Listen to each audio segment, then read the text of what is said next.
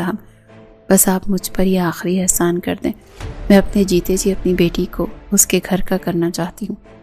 دلاور بھی چپ ہو چکا تھا. کہنے لگا ٹھیک ہے میں دیکھتا ہوں, کوئی اچھا مناسب رشتہ ملتا ہے تو میں آج کا وہاں رشتہ پکا کروا دوں گا. چند روز بعد یہ رشتے والے گھر آ رہے تھے. لڑکا فیکٹری میں کام کرتا تھا. شکل و صورت بھی کوئی خاص نہیں تھا. منہ پر چیچک کے داغ تھے. جب کلثوم نے اس لڑکے کو دیکھا تو تھوڑی سٹ پٹا سی گئی تھی. فرخندہ سے کہنے لگی آپا یہ لڑکا تو عمر میں کچھ بڑا نہیں ہے, مجھے تو 30-35 کے درمیان کا لگ رہا ہے. میری بچی تو بہت چھوٹی ہے اور پھر اس کے منہ پر یہ داغ.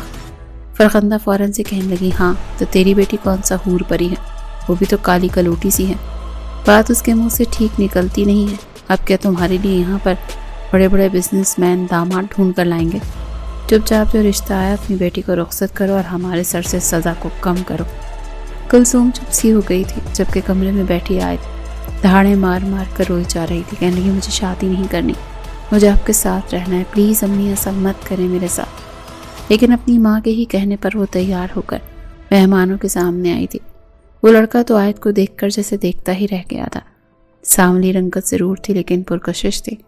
اس سب کو جیسے ہی چائے سرو کرنے لگی تو وہاں پر یزدان بھی بیٹھا ہوا تھا. جان بوجھ کر اس نے اپنا پاؤں آگے کر دیا جس سے آیت کو ٹھوکر لگی. چائے کا کپ سیدھا جا کر اس لڑکے کے پاؤں پر گرا. وہ دل ملا کر اٹھ کھڑا ہوا. یزدان کہنے لگا اوہو لڑکی یہ کیا کر دیا تم نے؟ تم بھی نا کبھی کسی کی گود میں گری ہوتی ہو اور کبھی تمہاری چائے کسی بیچارے کو جلا رہی ہوتی ہے. فوراً سے عورتیں یزدان کی طرف دیکھنے لگیں. اتفاق تھا کہ وہاں پر کلثوم یا پھر فرخندہ موجود نہیں تھی. دونوں کچن میں ان کے لیے لوازمات لانے کی تیاریوں میں تھی. جب وہ لڑکا کہنے لگا کیا مطلب تمہارا؟ یزدان فوراً سے گہری سانس خارج کر کے کہنے لگا ارے کچھ نہیں, بس یہ تھوڑی سی بیوقوف اور ڈرپوک سی ہے نا. پچھلی بار میرے کچھ دوست آئے تھے, اس کو کہا کہ ان کے لیے چائے وغیرہ لے آؤ, لیکن یہ محترمہ چائے رکھ کر جیسے ہی پلٹی تو ٹھوکر کھا کر سیدھا میرے ایک دوست کے گلے میں باہیں ڈال کر گر پڑی.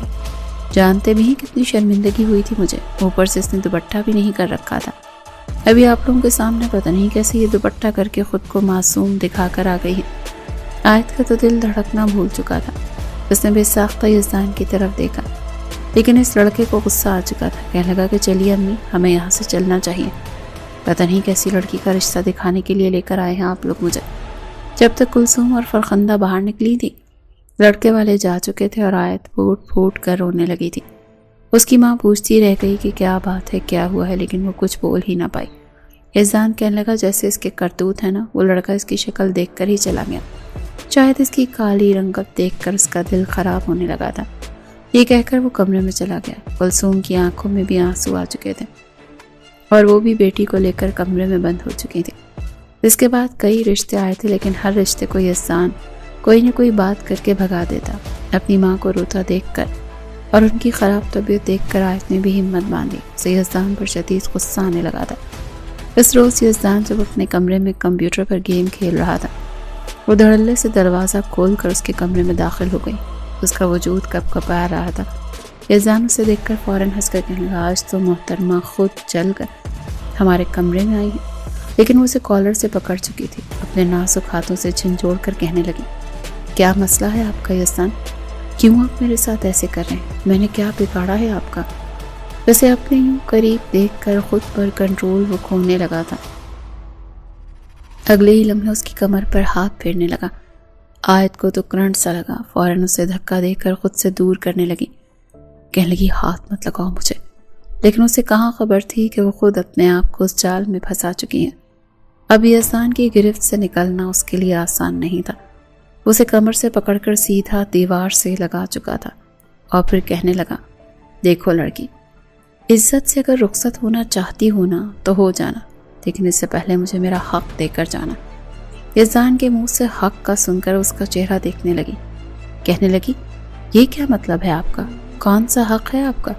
وہ کہنے لگا کہ بچپن سے لے کر اب تک تم میری نظروں کے سامنے جوان ہوئی ہو, اور اب جب وقت آیا ہے کہ تمہارے ساتھ مزے لوٹے جائیں تو بھلا کیسے تم کسی اور کے بستر کی زینت بن سکتی ہو؟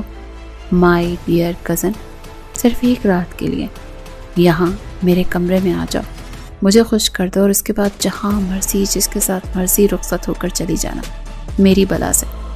آیت کو لگا جیسے اس کی روح میں کسی نے خنجر کھونپ دیے ہیں. اسے اپنا سانس رکتا ہوا محسوس ہوا. ایک سناٹے دار تھپڑ اس نے یزدان کے منہ پر دے مارا۔ کہنے لگی چھی ہے تم پر، مجھے شرم آتی ہے تمہیں اپنا کزن کہتے ہوئے۔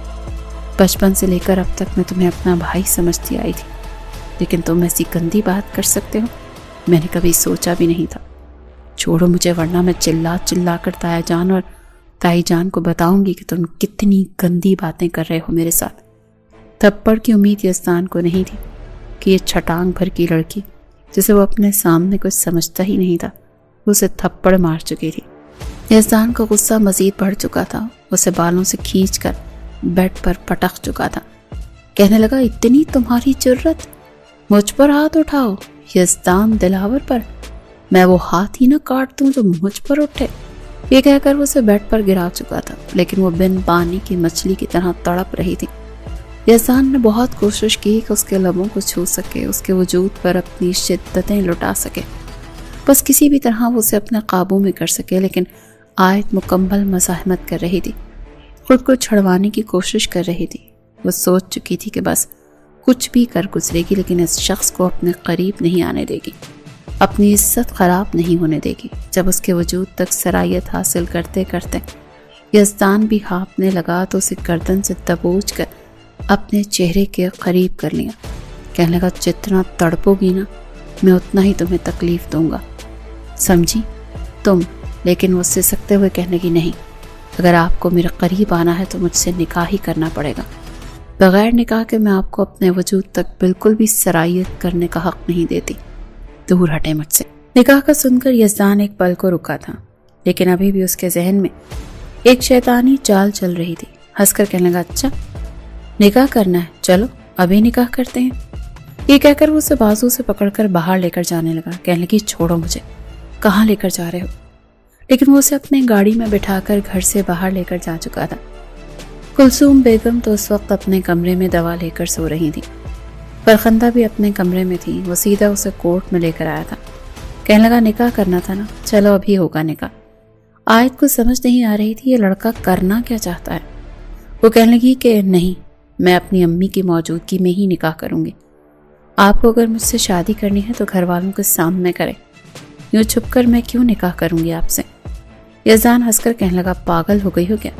تم میری ماں کو کبھی بھی تمہیں بہو کے روپ میں قبول نہیں کریں گی۔